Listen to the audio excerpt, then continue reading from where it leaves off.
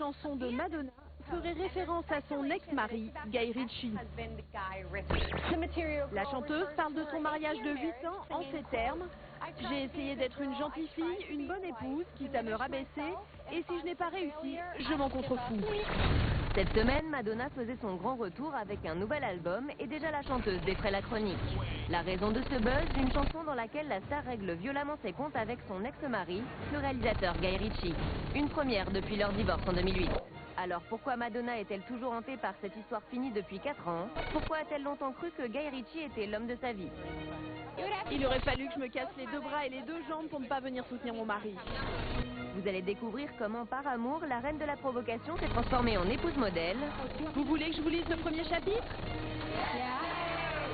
Et pourquoi son conte de fées avec Guy Ritchie a tourné au cauchemar? C'est absolument impossible de se déplacer sans que le centre de gravitation soit le monde de Madonna. Guy Ritchie dit que Madonna qu'elle est vieille, moche et qu'elle ne sait pas chanter. Madonna dit qu'il est macho, qu'il boit pas mal d'alcool. Je dédie cette chanson à tous les immatures émotionnels. Retour sur l'histoire d'amour qui a marqué à jamais Madonna.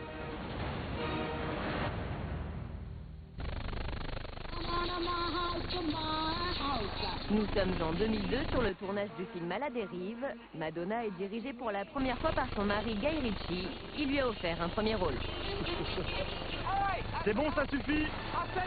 J'ai dit ça suffit. Relève-toi. Tournage ensemble, famille recomposée, sortie officielle à 2. Depuis 3 ans, Madonna vit une histoire fusionnelle avec le réalisateur anglais. C'est gentil de faire la promotion de votre mari avec votre t-shirt. Qu'est-ce que t'en penses, Guy? Oui, ça me fait plaisir. T'es content? Ouais, vraiment plaisir. Et regardez, lui aussi fait ma promo. Vous avez vu son t-shirt? C'est mon nouvel album. Alors c'est en 1999 que Madonna rencontre Guy Ritchie lors d'une soirée organisée par le chanteur Sting. C'est un coup de foudre immédiat. La première fois que je l'ai aperçu, il était torse nu et c'était quelque chose. Puis nous avons déjeuné côte à côte et je l'ai trouvé vraiment très drôle. C'est important, le sens de l'humour. Et enfin, j'ai vu son travail de réalisateur et je trouve qu'il est vraiment brillant. Tout ça réuni, ça fait un cocktail assez aphrodisiaque. Pour elle, c'était vraiment l'homme parfait parce qu'elle aime bien que les hommes la dominent. Même si dans sa vie elle est très dominatrice, elle contrôle tout, elle dit que dans sa vie privée, justement, elle aime bien avoir des hommes un peu machos. À 40 ans, après un mariage raté avec l'acteur Sean Penn et des relations sentimentales avortées, Madonna pense avoir trouvé l'homme de sa vie en Guy Ritchie. Très vite, la star tombe enceinte et se marie en décembre 2000, quelques mois seulement après la naissance de leur fils Rocco.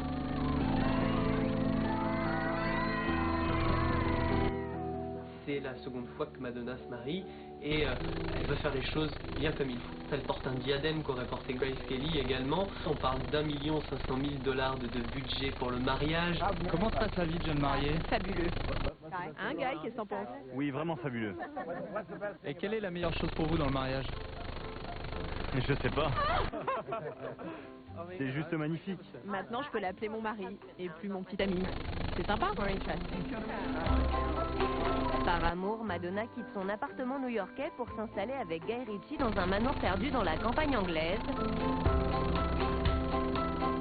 L'américaine fait tout pour s'adapter à son anglais de mari. Elle achète un pub et se transforme en perfect lady. Il paraît que vous chassez, c'est vrai? Oui, c'est vrai. Mais c'est plus simple qu'il n'y paraît. Hein. Vous marchez dans la forêt, vous prenez votre arme et vous abattez votre dîner. Madonna aussi va s'embourgeoiser énormément, elle va devenir très très british, on dit même qu'elle attrape un petit peu l'accent anglais, british assez guindé. Oubliez la provocatrice qui choquait sur scène dans des positions osées. Désormais, Madonna fait la révérence à la reine d'Angleterre, pose dans les magazines en épouse modèle, qui nourrit même les poules, et publie des livres pour enfants. Vous voulez que je vous lise le premier chapitre de mon livre? Oui. Égare à ceux qui veulent lui rappeler son sulfureux passé. La petite anecdote, c'est qu'elle était venue pour faire une conférence de presse en France et un journaliste français lui avait tendu le livre texte. Ça a fait un mini scandale parce que on avait l'impression qu'elle voulait renier son passé, qu'il n'était plus question de provocation. On avait une nouvelle Madonna devant les yeux.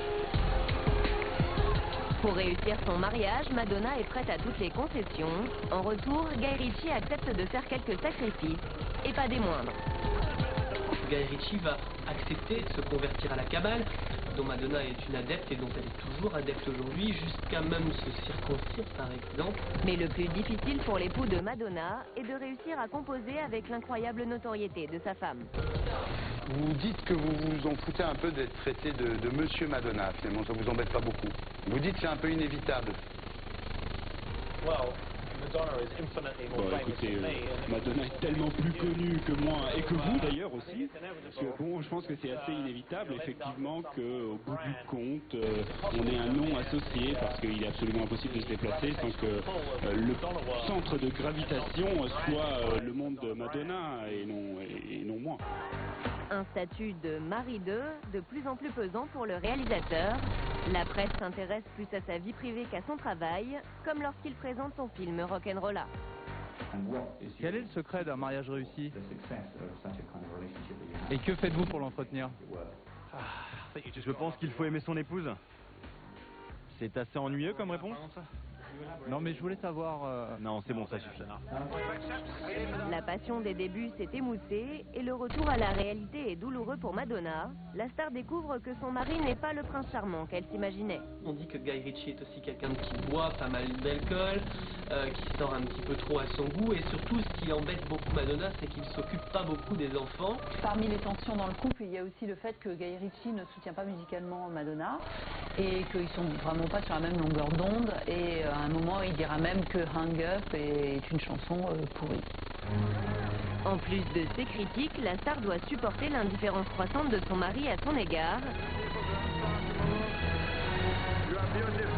Comme en 2005, quand Madonna fait une grave chute de cheval. Mais où était votre mari? Il était là, mais j'avais tellement mal que je n'arrêtais pas de crier. Il a quitté la chambre d'hôpital. J'hurlais, il me faut de la morphine, de la morphine.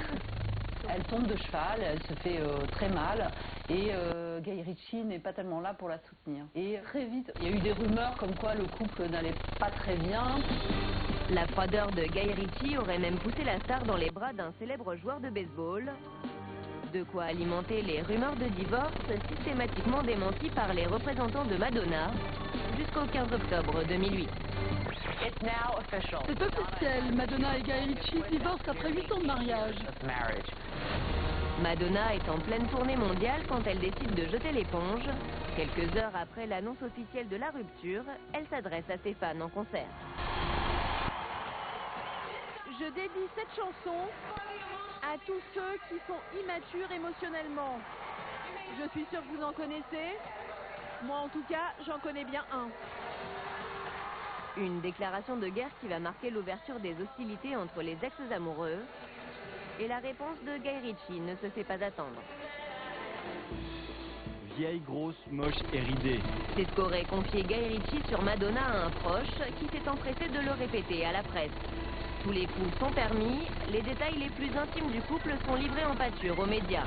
Comme le contrat marital que la chanteuse aurait imposé à son mari pour tenter de sauver leur mariage. La fréquence de leur rapport sexuel y était prévue à l'avance. Ça va très très loin pendant plusieurs semaines, et Madonna comprend à un moment que pour le bien de ses enfants, il faut mettre un petit peu d'eau dans leur vin. Ils vont donc entrer sérieusement dans la procédure de divorce. Madonna va lui faire un chèque de plus de 80 millions de dollars. Le prix de la tranquillité pour la star. En échange de la garde des enfants, elle cède ses propriétés anglaises à son ex-mari avant de mettre un océan entre eux en rentrant à New York. Un réflexe de survie pour la chanteuse qui lui évite ainsi d'assister au nouveau bonheur de Guy Ritchie.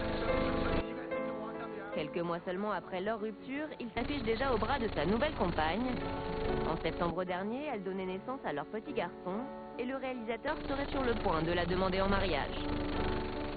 Madonna, en revanche, ne semble pas prête de se faire passer à nouveau la bague au doigt. Y a-t-il des aspects du mariage qui vous manquent? Vous pensez vous remarier un jour? Je crois que je préférais me faire écraser par un train. Le divorce l'a quand même marqué. Et même si elle a enchaîné avec ses tournées, ses disques, voilà, comme si la vie continuait, mais le morceau sur son dernier album, I Don't Give A, où elle parle clairement de sa relation avec Guy Ritchie, montre bien qu'elle a pas vraiment tourné la page et en tout cas que ça l'a blessée. Une chanson qui sonne comme un ultime appel de la star pour faire réagir celui qu'elle considérait comme l'homme de sa vie. Pour l'instant, Guy Ritchie n'a fait aucune déclaration sur le sujet. C'est la nouvelle idole